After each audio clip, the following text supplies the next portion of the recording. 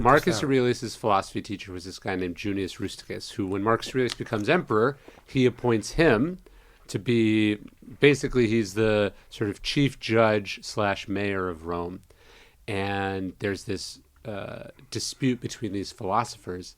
And so into his courtroom comes this guy named Justin, a.k.a. Justin Martyr. Yep. And so Roman law says you can only worship the Roman gods.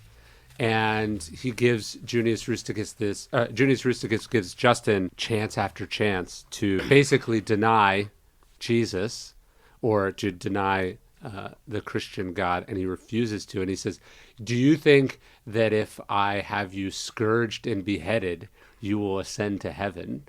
And Justin says, yes, I do. Wow. And then he says, so let it be done. Really? And he orders it. And so this is one of the many persecutions between the Stoics and the Christians. But I think it's this fascinating example of this guy who is this practitioner of this philosophy, of which one of the core virtues is justice, who talks about kindness and mercy and all these things. Seneca writes this essay, which I want to talk to you about clemency. And yet he is sort of imprisoned by the law, and he can't step outside it. And he ends up, exerting the full force of the Roman state on this utterly harmless individual. And it's a sort of a stain on the Stoic legacy forever. Well, you had Plato and Socrates and their great dialogue also. Mm-hmm. But, your first book had nothing to do with Stoicism. That's right. So I don't know how the hell this even happened. Well, that's what I wanted to write about, but my job was in marketing. You were absolutely in a period of transition. Yes. And I was just an old judge just sending people to jail, and writing this little stupid book, which still, I get royalties. People like that book.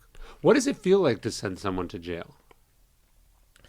Well, I can give you an actual experience if you're interested in doing that, because when you come to court, I'm going to bring you down to the marshal's office where we had jail cells, and I'm going to show you the cells. We're going to even have a marshal put cuffs on you so you get the feel of what it's like. Okay. But, I get that question asked a lot, and I feel okay about it because, I believe in the whole principle of lenity. I don't know whether it's a Stoic principle or not. What is that? If you have a doubt, Oh.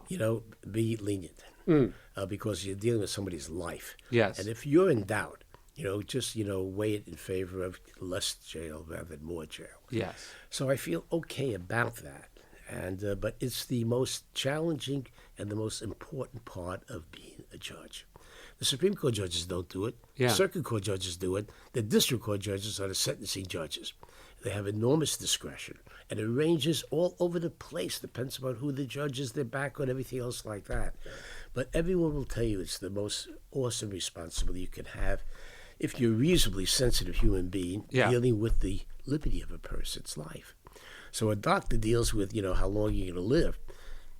But we deal with the quality of a person's life while they're alive, and you do as well. Yeah. The hardest sentences, believe it or not, are not the mafiosi, are not the ones who have killed people, not 10 years, 9 years, 11 years, 12 years. It's whether you're going to put anybody in jail at all who's never been in jail for 6 months, right, for a year, for 2 years. That person is not a violent person, but he's committed a fraud or something that really probably warrants him going to jail. We have some candidates out there in the political world today, right? Yeah. We have a mayor right now under indictment.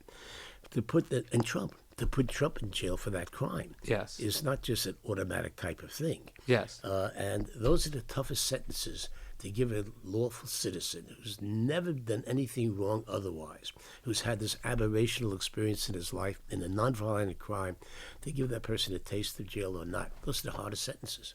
And I imagine there's this, when you have had to put people away for such an enormous amount of time, to not punish someone at all can feel unfair. So like you have this sense of knowing that you've had to punish certain crimes very severely. Yeah. And then you have someone that maybe you feel sorry for, or you want to be lenient to, but there's a fairness and equity that you have to consider. Everyone asks these questions. So I had one pretty profound interview. I don't know whether you know the gist. This guy Mike Pesca has a big podcast in New York.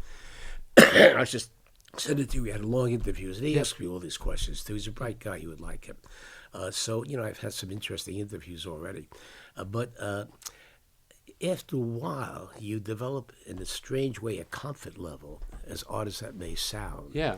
Because you develop, hopefully, a mature sense and this balance of decency and humanity that you apply to this chore that you have. But to this day, I don't stay awake, because if I have a doubt, I always, resolve the doubt to give a person less jail time than more jail time. So I can sleep okay, except when I don't have a cold and my wife gets me. Like right now, I'm still fighting this cold. Well, I was thinking about the timelessness of those dilemmas because, we were just talking about some Stoic examples, but I was writing about Montaigne, the French thinker and essayist, and he has this observation in one of his essays because he was a lawyer, and it's fascinating how many people have been lawyers over the centuries. And he was talking about this judge. You know how many lawyers we have in the United States? How many? 140 million. Wow. He was saying that he watched this judge sentence someone to, jail or imprisonment or whatever the punishment was at that time for adultery, as he was receiving a note from his mistress. He was fascinated at the ability of humans to compartmentalize, to punish someone for something that they themselves were actively engaged in. Yeah, we have a lot of examples. The hypocrisy in our country is enormous. Yeah. So people want to ask me first off about sentencing. That seems to be what's primarily on the mind of people. Well, this book is all about sentencing. Yes. And, as you know, this is a revolutionary statute that was passed, about the First Step Act. Mm-hmm. And you know that the problem we have in our country is mass incarceration. Yes. And I think you know more than about any that. other country in the world, right? Well, it's in the book. 4% of the world's population, 22% of its prisoners. We have a hard time really saying we're a civilized society. Yeah. We have no problem putting people in jail. Yes. We have a hard time letting them out of jail. So the whole incredible statute that was enacted when it was not a political year. Yeah. Now this is going through a different type of dynamic right now. Yeah. Was a bipartisan piece of legislation signed off by Trump. Yeah. Contrary to basically his past, Sure. reputation. Signed off by Harris, who was a senator. Yep. And 87 other senators. So this was an incredible piece of bipartisan legislation during a time when Congress was divided, still is, and it was just an anachronistic thing that happened. But conservative, liberal, Republican, Democrat all believe we have to attack our mass incarceration problem. Yeah. Economically, it's $80 billion a year. But from a humane point of view, these people are getting old. They're dying in jail. They're no longer threats. They can't even walk. They can't even talk. They're in worse shape than I'm in.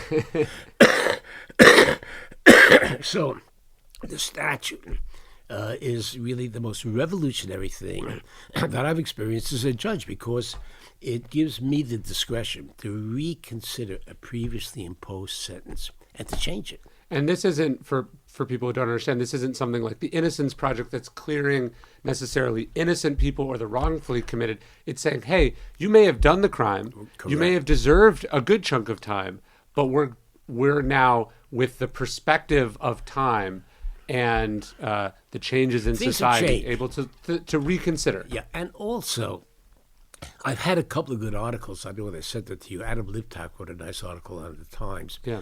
And I don't know whether you know John J. Lennon. He's the renowned prison journalist. He's in jail. Oh. And he is a highly regarded author. And he's written book reviews for the Times, and he's gotten all sorts of awards. So he wrote a review last week in the Washington Post about the book also. And they both talk about the humanity of it all, and that this is a revolutionary concept that's anathema, basically, to our criminal mindset in our country. You do the crime, do the time, but all that type of stuff. These sound bites, all that stuff. We write about all of that, right?